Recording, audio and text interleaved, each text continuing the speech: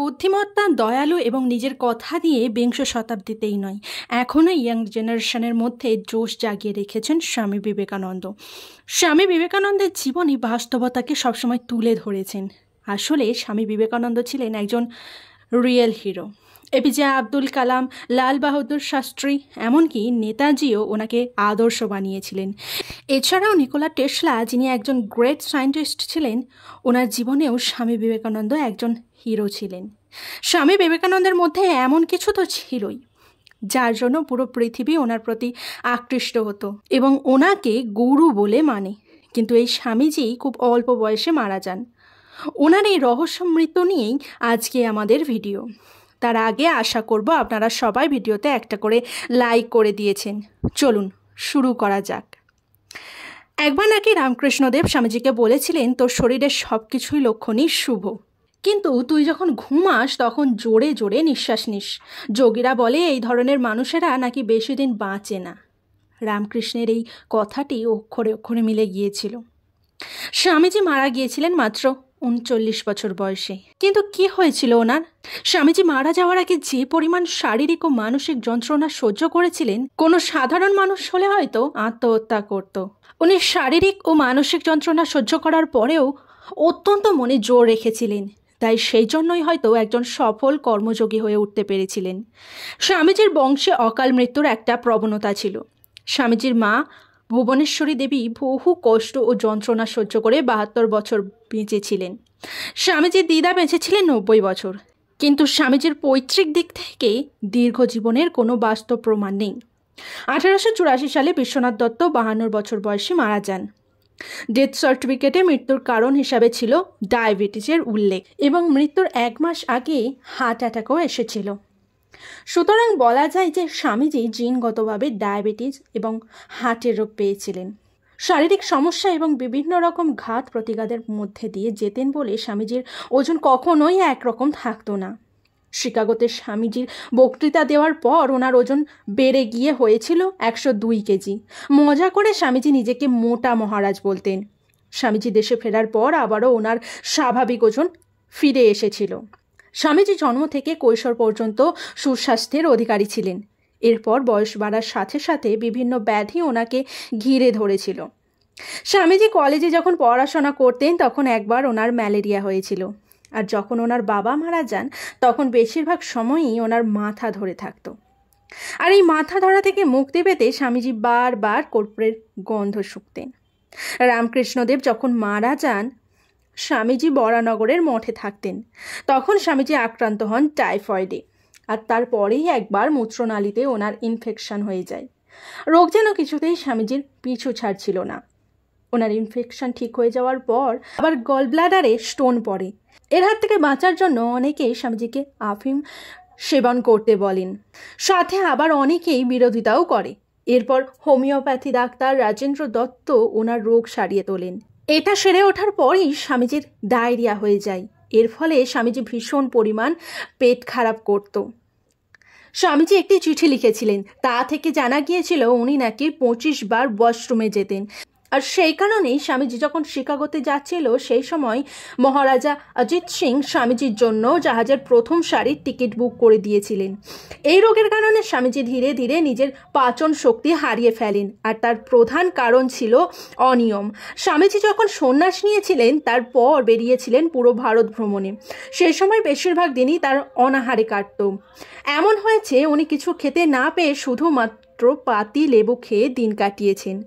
আর তার পরিণামস্বরূপ ওনার হয়েছিল stomach infection. সাথে ওই সময় আরও একটি শারীরিক প্রবলেম তৈরি হয়েছিল, তা হলো কোমর থেকে একটু ওপরের অংশে যন্ত্রণা। এমনই যন্ত্রণা যার জন্য স্বামীজি ঘুমাতে পারতেন না। আরেকটি যেটা স্বামীজি জিনগতভাবে পেয়েছিলেন তা হলো ঠান্ডা লাগা। এই প্রবলেম দত্তবাড়ির প্রত্যেকেরই ছিল। স্বামীজি ঠান্ডা লাগায় গলায় টনসিল হয়ে যেত। এই রোগটি পরে স্বামীজিকে ভীষণ জ্বালিয়েছিল। এই রোগের চিকিৎসা করে হেমচন্দ্র সেন নামে এক ডাক্তার এবং সারিয়ে তোলেন। স্বামীজি তার শিষ্য বিরজানন্দকে বলেন, আমার অভিজ্ঞতা থেকে শেখ, শরীরের প্রতি এত অবহেলা করিস না, নিজের স্বাস্থ্যের খেয়াল রাখ। আমি নিজের শরীরের ওপর অত্যাচার করে করে বিরাট ক্ষতি করে ফেলেছি। এর ফলস্বরূপ আমি আমার জীবনের সেরা সময়টাকে নষ্ট করে ফেলেছি, আর তার খেসারত আমি দিয়েই চলেছি। একবার স্বামীজি তার আর এক বাঙাল শিষ্যকে শরৎচন্দ্র চক্রবর্তীকে জিজ্ঞাসা করেন যে, আচ্ছা, এটা কি সত্যি যে পূর্ববঙ্গের লোকেদের বদহজম কি সেটাই জানা নেই? তখন স্বামীজির ওই শিষ্য বলেন, হ্যাঁ, আমি এইখানে এসে প্রথম বদহজমের কথা শুনলাম। আর বলেন যে আমরা 2 বেলা মাছ ভাত খাই। তখন স্বামীজি বলেন, হ্যাঁ, বেশি করে খা, কারণ চারিদিকে শুধু ঘাস পাতা খাওয়া পেট রোগা বাবাজিতে ভরে গেছে। স্বামীজির মধ্যে একটি গুণ ছিল, স্বামীজি প্রচুর খেতে পারতেন, আবার খিদে সহ্য করে বহুদিন কাটিয়েও দিতে পারতেন। স্বামীজি ভীষণ ধূমপান করতেন, আবার না ধূমপান করেও অনেক দিন কাটিয়ে দিতে পারতেন। স্বামীজির প্রিয় খাবার ছিল খিচুড়ি ও আইসক্রিম। স্বামীজি একবার বাংলাদেশ যান, তখন এক মহিলা স্বামীজির কাছে এসে বলেন স্বামীজি যেন দৈব বলে তার হাঁপানিটা সারিয়ে দেয়। তখন স্বামীজি জানান তিনি নিজেই এই রোগে আক্রান্ত। স্বামীজি যখন পড়াশোনা করতেন তখন ওনার ভীষণ ঘুম পেত। ঘুম কাটানোর জন্য স্বামীজি চা কফি পান করতেন, এমনকি পায়ে দড়ি বেঁধে রাখতেন যাতে পাশ ফেললেই পায়ে টান পড়ে ঘুম ভেঙে যায়। আবার ওই স্বামীজি একটা সময় গিয়ে ওনার শিষ্য অচলানন্দকে বলেছিলেন স্বামীজিকে যদি ঘুম পাড়িয়ে দিতে পারেন তাহলে যা চাইবে তাই দেওয়া হবে। একটা সময় ছিল যখন স্বামীজি ঘুমাতেই পারতেন না, শোয়ার 2 ঘন্টা পর ঘুম আসতো। স্বামীজির ভোর 3টের সময় ঘুম ভেঙে যেত। 1897 সালে স্বামীজি যখন চেন্নাইতে ছিলেন তখন ওনার ডায়াবেটিস ধরা পড়ে। শ্রীলঙ্কার কলম্বোতে স্বামীজির সুগার প্রচুর বেড়ে যায়। সেই সময় যেহেতু ওই রোগের কোনো ওষুধ ছিল না, তাই স্বামীজি হোমিওপ্যাথি, অ্যালোপ্যাথি, জড়িবুটি সব কিছুই খেয়ে দেখেছিলেন। ডাক্তাররা এমনি জল বাদ দিয়ে ডাবের জল খেতে বলেছিল। স্বামীজি বিদেশে থাকাকালীন বহু ডাক্তারের কাছে যান, কিন্তু তারাও স্বামীজিকে সুস্থ করে তুলতে পারেননি। স্বামীজি ওনার জীবনকালে মোট 31 রকমের রোগে ভুগেছিলেন। স্বামীজির এত রকম রোগ থাকা সত্ত্বেও উনি কিন্তু নিজের আত্মবিশ্বাস না হারিয়ে সুস্থ হওয়ার আপ্রাণ চেষ্টা করে গেছেন। স্বামীজি ওষুধ খাওয়ার থেকে শরীরচর্চা ও ব্যায়াম করাতে বেশি বিশ্বাসী ছিলেন। স্বামীজির একজন ভক্ত একটুতেই ওষুধ খেত।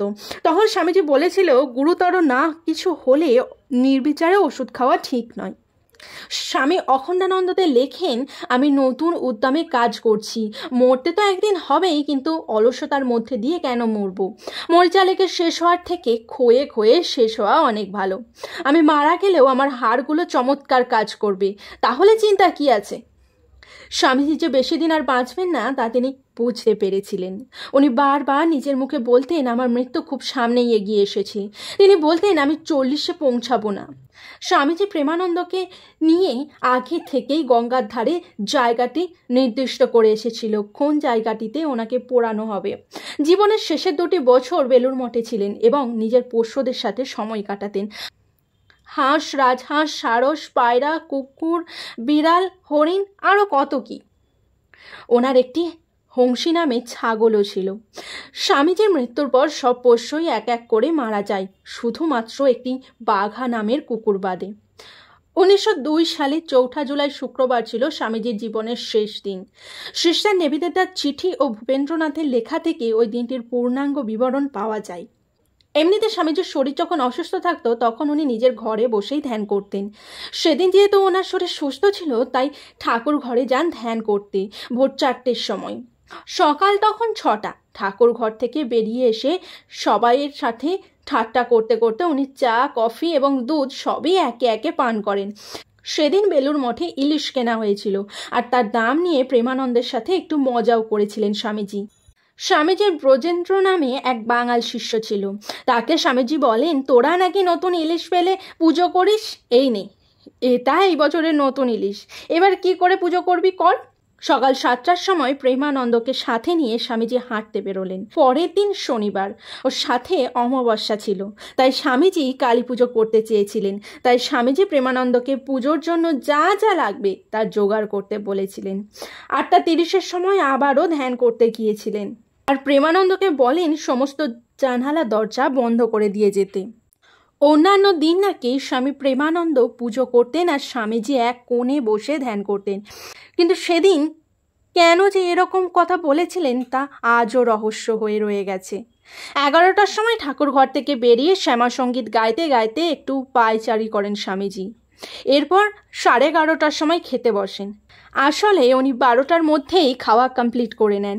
এমনিতে স্বামীজি নিজের ঘরে বসেই খেতেন। সেদিন সকলের সাথে খেতে বসে এবং ইলিশ মাছ দিয়ে ভাত খেয়েছিলেন। স্বামীজি বলেন, একাদশী করে করে খিদেটা ভালোই বেড়ে গেছে, মনে হচ্ছে বাসনপত্রও সব খেয়ে নি। এরপর প্রেমানন্দকে মজা করে বলেন যে মাছ সাঁতার কাটবে বলে জল চাইছে, জলের গ্লাসটা এগিয়ে দে। 12:30টার সময় গেলেন বিশ্রাম নিতে, কিন্তু উঠে পড়েন স্বামীজি।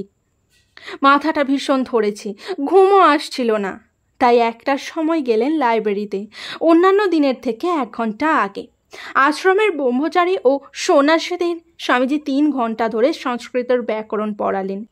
বিকালবেলা 1 গ্লাস দুধ খেয়ে বাজারের দিকে ঘুরতে যান স্বামীজি। 5টার দিক করে বেলুড় মঠে আবারও ফিরে আসেন এবং আম গাছের নিচে বসে ধূমপান করলেন। ওনার সাথে আরও যারা বসেছিল তাদেরকে জানান শরীরটা আজকে ভালো আছে। 6:30-এর সময় কয়েকজন সন্ন্যাসী চা পান করছিল। এই দেখে স্বামীজি তাদের কাছে গিয়ে চা পান করতে চাইলেন। সন্ধ্যা 7টার ঘন্টার আওয়াজ পেতেই নিজের ঘরে চলে যান। সাথে তিনি শিষ্য বোজেন্দ্রকে নিয়ে যান। সিঁড়িতে ওঠার সময় লক্ষ্য করেন যে বেশিরভাগ সন্ন্যাসীদের মশারিগুলো ছেঁড়া। এই দেখে বলেন যে সবাইকে একটা করে মশারির ব্যবস্থা করে দিতে হবে। স্বামীজি এক শিষ্যকে বলেন, আমাকে 2 ছড়া মালা দে, আমি ধ্যানে বসবো, আর যতক্ষণ না ডাকি ততক্ষণ তুইও অন্য ঘরে বসে ধ্যান কর। স্বামীজি প্রত্যেকদিন দক্ষিণেশ্বরের দিকে অর্থাৎ উত্তর পূর্ব দিক করে ধ্যানে বসতেন। সেই দিন স্বামীজি উত্তর পশ্চিমে বসে ধ্যান করছিলেন। 7:45-এ ব্রজেন্দ্রকে ডেকে বলেন, গরম লাগছে, জানালা দরজাগুলো খুলে দে। পুতির মালা হাতে নিয়েই স্বামীজি মেঝেতে শুয়ে পড়েন। ব্রজেন্দ্রকে বলেন বাতাস করতে, তার একটু পরেই বলেন পা টিপে দিতে। রাত 9টার সময় ওইভাবেই চিত হয়েই মেঝেতে শুয়ে আছেন। হঠাৎ করেই স্বামীজির হাতটা একটু কেঁপে ওঠে আর কপালে বিন্দু বিন্দু ঘাম দেখতে পাওয়া যায়। তারপরেই তিনি বাচ্চাদের মতো কান্না শুরু করেন আর 2 মিনিট পর একটা দীর্ঘ নিঃশ্বাস ছাড়লেন। আবারও একটু পর একইভাবে নিঃশ্বাস ফেললেন এবং মাথাটা নড়ে গিয়ে বালিশ থেকে সরে যায় আর চোখ দুটো প্রসারিত হয়ে যায়। তার হাসি মুখে এক স্বর্গীয় আভা ফুটে উঠল। ব্রজেন্দ্র ভয় পেয়ে সবাইকে ডাকাডাকি করতে শুরু করে দেয় আর সাথে সাথে আসে প্রেমানন্দ। স্বামীজিকে সমাধিস্থ থেকে ফিরিয়ে আনার জন্য কানের সামনে গুরু মন্ত্র জপ করতে থাকেন যাতে স্বামীজির সমাধি ভেঙে যায়। 9:30 বোধানন্দ এসে স্বামীজির নাড়ি পরীক্ষা করে কেঁদে ফেলেন আর বলেন ডাক্তার মহেন্দ্রকে নিয়ে আসতে। ডাক্তার মহেন্দ্র থাকতেন বরানগরে। স্বামী প্রেমানন্দ ও নিশ্চয়ানন্দ উচ্চ স্বরে রামকৃষ্ণ রামকৃষ্ণ বলতে লাগলেন। 10:30টার সময় ডাক্তার মহেন্দ্রকে নিয়ে ওনার 2 শিষ্য এসে হাজির হন বেলুড় মঠে। স্বামীজির হৃৎপিণ্ড বন্ধ হয়ে গেছে। উনি কৃত্রিমভাবে আবারও হৃৎপিণ্ড চালু করার ব্যবস্থা করেন। অবশেষে 12:30টায় ডাক্তার জানিয়ে দিলেন স্বামীজি মৃত। মৃত্যুকালীন স্বামীজির বয়স হয়েছিল 39 বছর 5 মাস 21 দিন। পরের দিন স্বামীজির মৃত্যুর খবর পেয়ে বেলুড় মঠে ছুটে এসেছিলেন ওনার মা এবং ওনার ভাই, আর সাথে এসেছিলেন সিস্টার নিবেদিতা। দাহ করার আগে পর্যন্ত সিস্টার নিবেদিতা স্বামীজির মৃতদেহের পাশেই বসেছিলেন। উনি যখন মারা যান তখন ওনাকে একটি কার্পেটে শোয়ানো হয়েছিল, পরানো হয়েছিল নতুন পোশাক আর মাথায় ফুলের মুকুট, গায়ে মাখানো হয়েছিল ছাই ভস্য। আর মৃত্যুর আগে যে পুঁতির মালাটি নিয়ে ধ্যান করছিলেন, মৃত্যুর পরও সেটা ওনার হাতেই ছিল। অনেকেই স্বামীজির দেহের ছবি তুলতে চেয়েছিল। সেই ছবি হৃদয় বিদায়ক হবে বলে রাখাল মহারাজ একটিও ছবি তুলতে দেননি। তার বদলে নেওয়া হয়েছিল সাদা কাপড়ে স্বামীজির পায়ের ছাপ। আর দুপুর 1টায় ওনার চিতায় আগুন দেওয়া হয়। সেই মুহূর্তে এসে উপস্থিত হয়েছিলেন গিরিশচন্দ্র ঘোষ।